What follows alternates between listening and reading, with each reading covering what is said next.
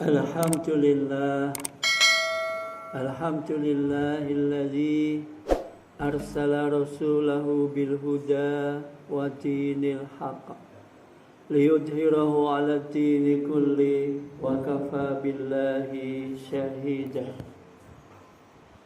Ashhadu an la ilaha illallah wahdahu la syarika lah wa ashhadu anna Muhammadan abduhu wa rasuluh la nabiyya ba'dah. Allahumma salli wa sallim wa barik ala Muhammadin wa ala alihi wa ashabihi wa man walah wa la hawla wa la quwwata illa billah. Faya ayyuhal hadirun rahimakumullah, usikum wa nafsi bitaqwallah. Ittaqullaha haqqa tuqatih wa la tamutunna illa wa antum muslimun. Faqala Allah Ta'ala fil Qur'anil Karim, a'udzu billahi minasy syaithanir rajim.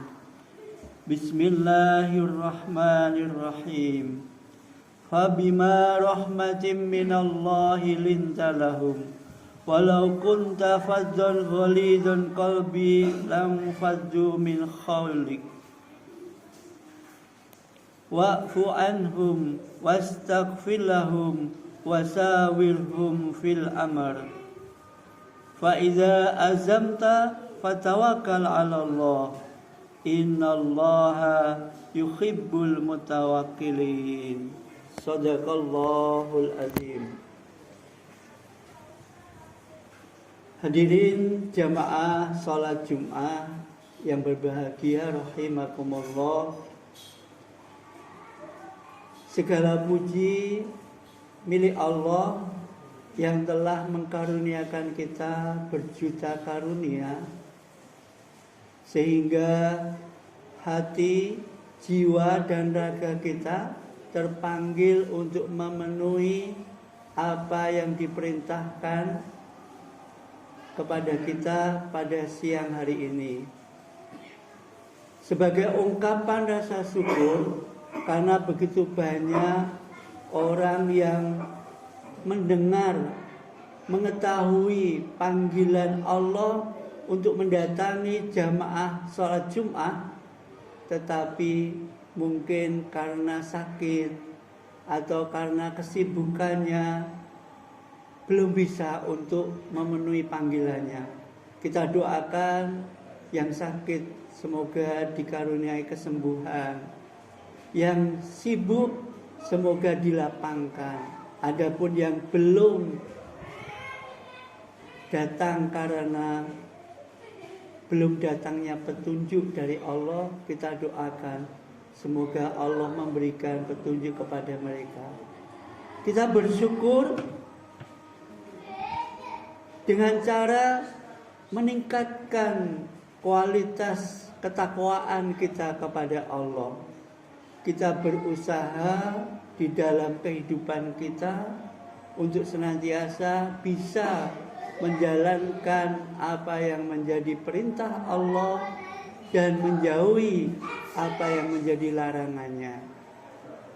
Insya Allah, jika kehidupan kita senantiasa dibingkai dengan takwa, maka kita bisa mengharapkan kehidupan yang sejahtera, bahagia di dunia sampai nanti di akhirat. Hadirin yang berbahagia rahimakumullah, Rasulullah sebagai teladan kita mengajarkan menghadapi kehidupan kita yang sekarang ini serba kompleks dengan akhlak yang mulia. Salah satu sifat beliau memiliki ifah. Ifah adalah menjaga harga diri dari sesuatu yang bisa merendahkan harkat dan martabat kita.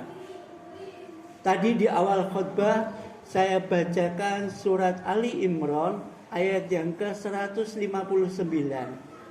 Di sana Allah mengingatkan kepada Rasulullah, A'udzubillahi minasyaitonirrajim. Bismillahirrahmanirrahim. Fabima rahmatin minallahi lintalahum walau kunta fadzan ghalidha qalbi lam faddu min haulik. Al-ayat. Rasulullah diingatkan oleh Allah, wahai Rasulullah, kamu itu bisa berlaku lemah lembut karena rahmat dari Allah.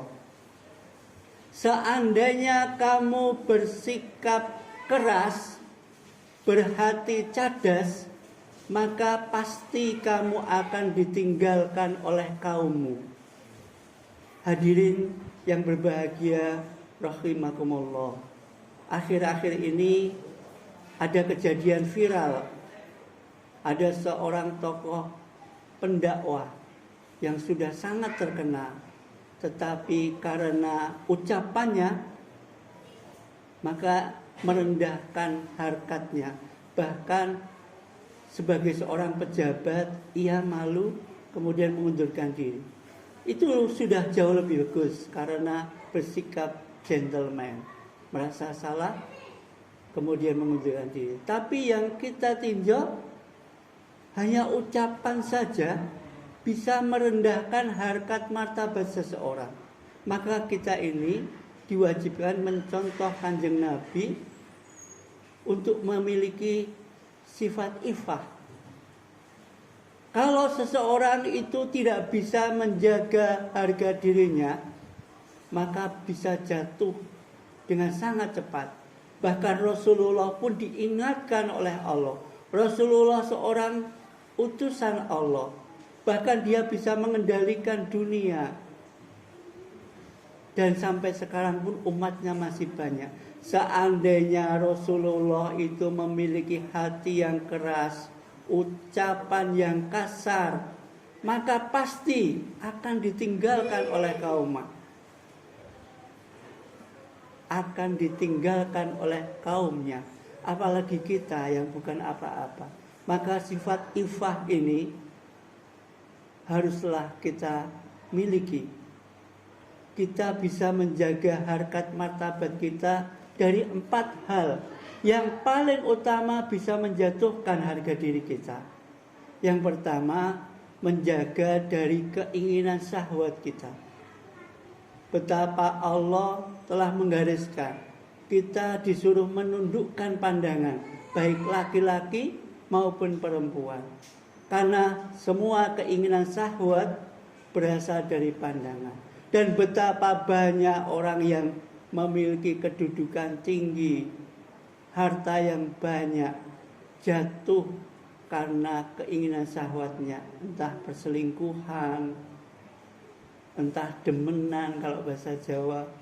Maka kita diwajibkan menjaga harga martabat kita dari sesuatu yang bisa merendahkan. Yang pertama tadi adalah keinginan syahwat kita. Ini termasuk berjiwa ifah.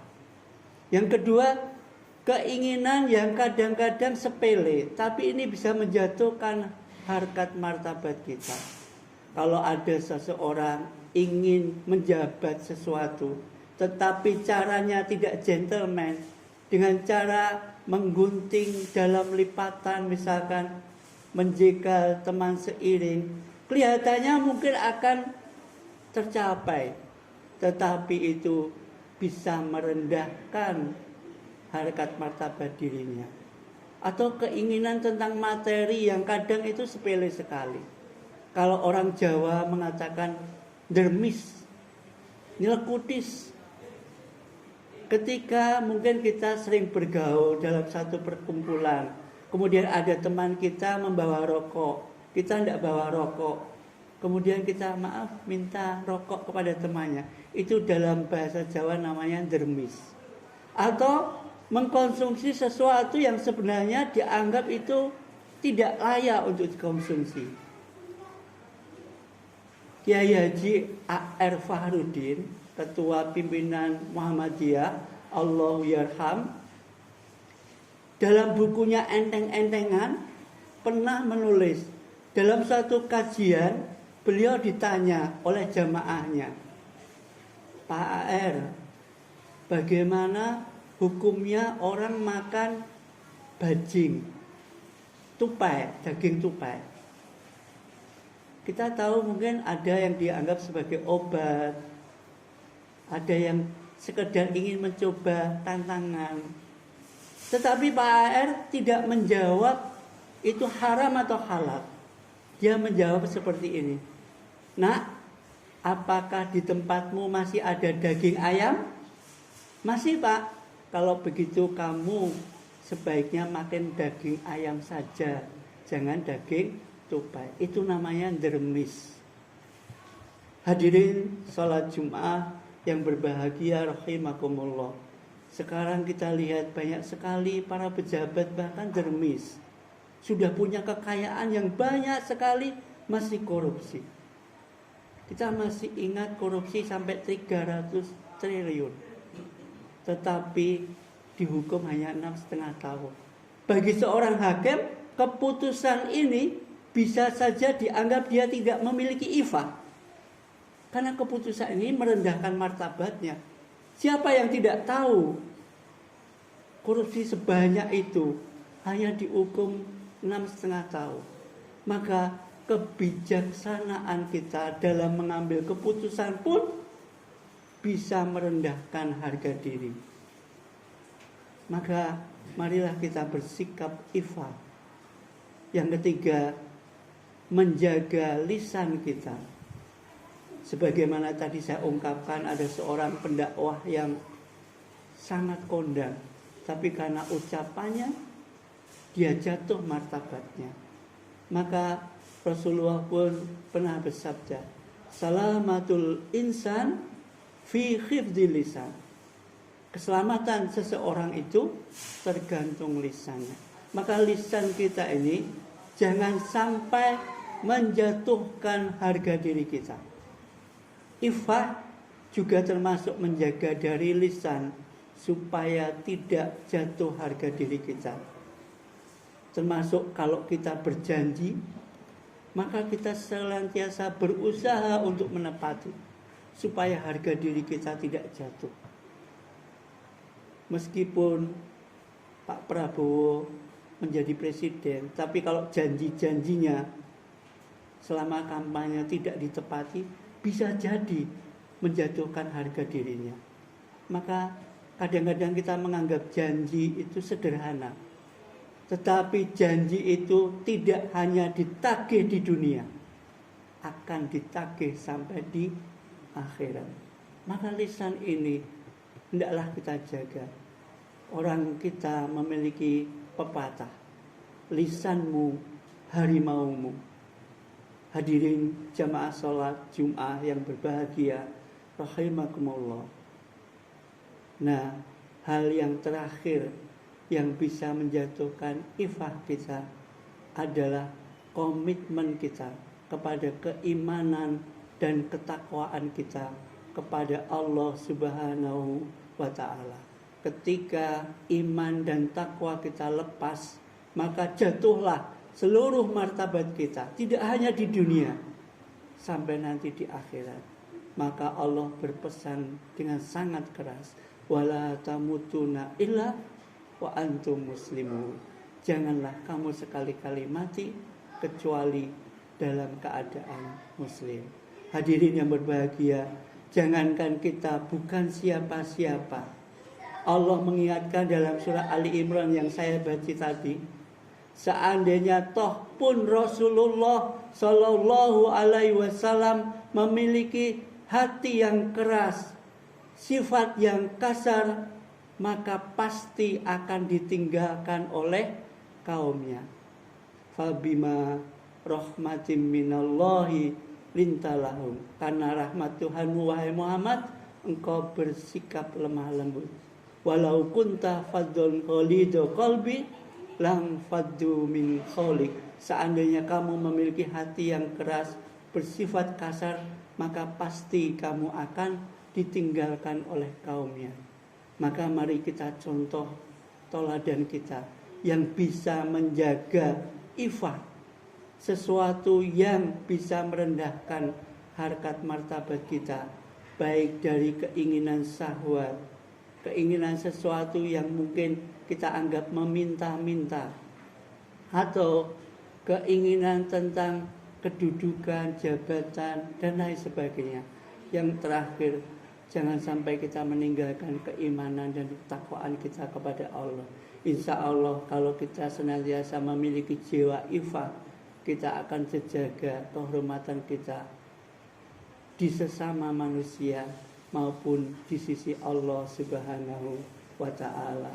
Barakallahu li wa lakum fil Qur'anil azim wa nafa'ani wa iyyakum bima fihi minal ayati wa zikril hakim wa taqabbala minni wa minkum tilawatahu fastaghfiruhu innahu huwal ghafurur rahim.